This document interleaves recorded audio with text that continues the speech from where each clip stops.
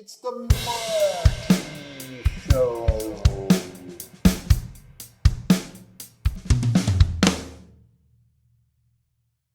Hello and welcome to the Marty Show. Today we're going to talk about Bronze Age Sword and Sorcery comics. Bronze Age comics are basically comics from the 70s and early 80s, and that's pretty much what I'm collecting these days. I've got a lot of Conan comics and Warlord comics, but today we're going to look at more obscure titles. We're mainly going to look at the covers together and just chill and look at the artwork on those covers. All right, here we are.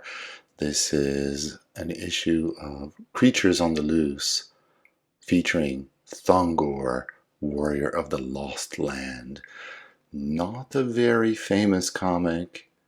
With reason, it's nothing special to be honest, but the cover is really nice. I mean, it makes you feel like reading it, like a lot of comics from that era, in my opinion.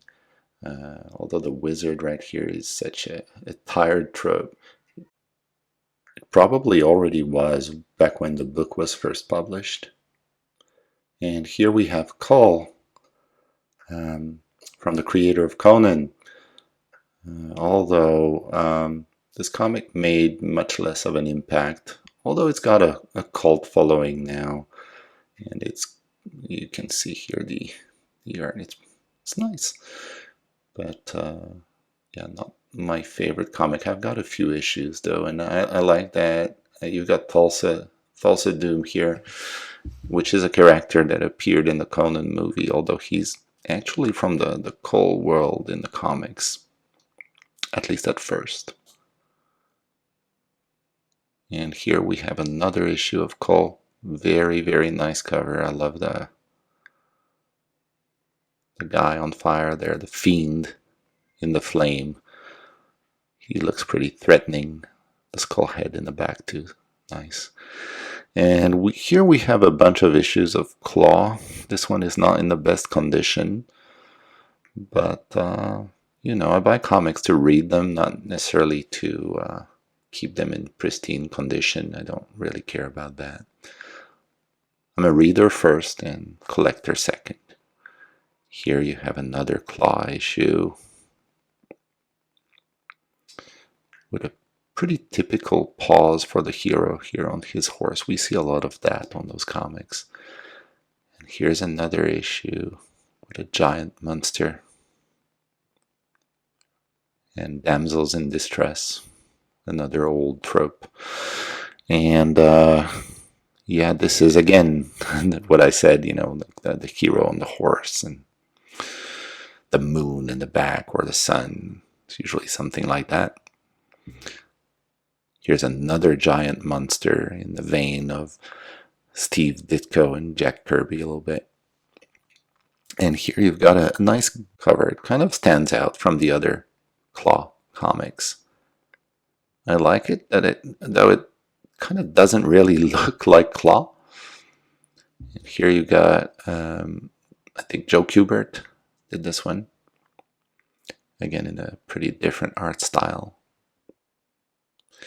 And here you have a bit of Marvel Premiere, The Mark of Cain, another hero from the creator of Conan.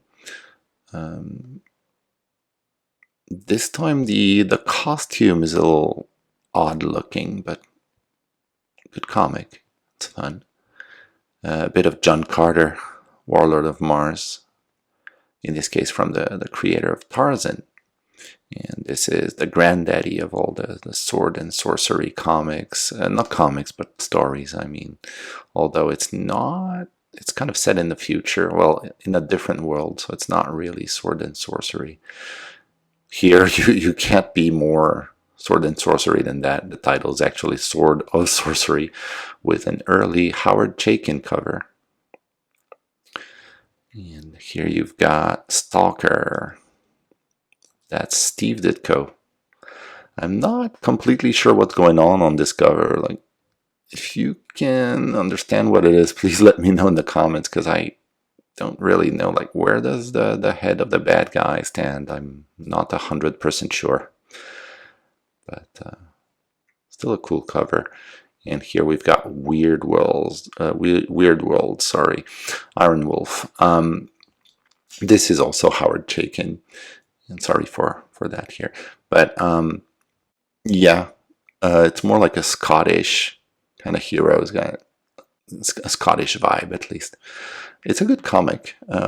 All of these are good reads, I would say, except for maybe Thongor.